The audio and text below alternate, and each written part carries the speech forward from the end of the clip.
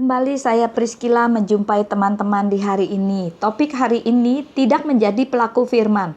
Mazmur 37 ayat 1-11. Orang fasik bersepakat melawan orang benar dan menggertakkan giginya terhadapnya.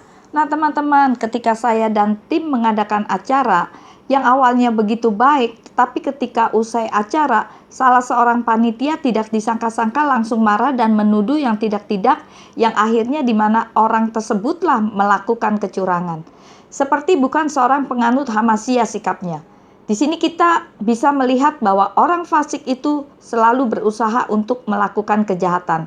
Kalau kita kurang hati-hati, maka ketika kita menerima perlakuan jahat dari saudara-saudara kita yang kenal Tuhan, tetapi hidupnya tidak menjadi pelaku firman, maka kita bisa marah kepada Tuhan.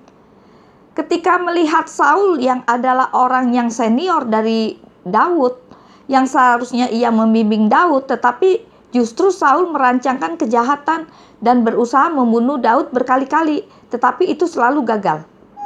Kemudian contoh lain dari tokoh kitab suci yang seharusnya menerima bimbingan dari kakak-kakaknya justru mendapat perlakuan yang tidak baik. Siapa dia teman-teman? Yaitu Yusuf.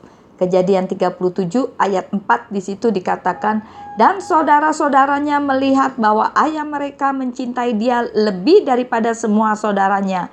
Maka bencilah mereka kepadanya dan mereka tidak mau menyapanya dengan ramah.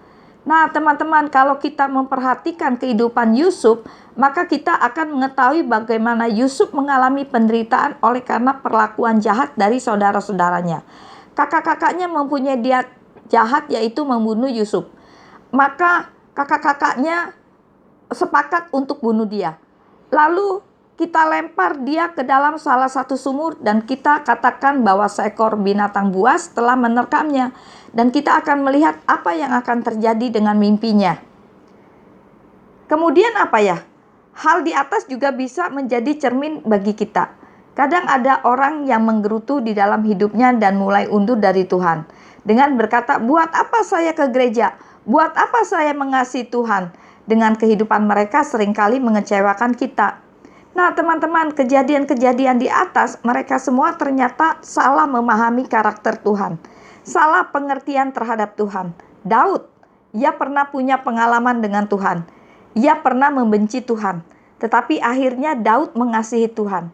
Jadi teman-teman, mari kita bangkit dari kelemahan kita. Kita bangkit dari ketiduran rohani kita. Kita tetap semangat kembali untuk kembali kepada firman Tuhan. Dan melakukan apa firman Tuhan kehendaki. Jadi teman-teman, percaya kepada Yesua itu mudah banget. Tetapi Yesua hanya percaya kepada mereka yang melakukan firman-Nya. Nah, sekian renungan hari ini. Biar menjadi berkat bagi para pendengar. Dan apabila teman-teman terberkati dengan renungan hari ini, kirim-kirim kepada yang lain. Sehingga orang lain pun akan memperoleh berkat daripada Tuhan Yesua HaMasiah. Tuhan Yesua memberkati.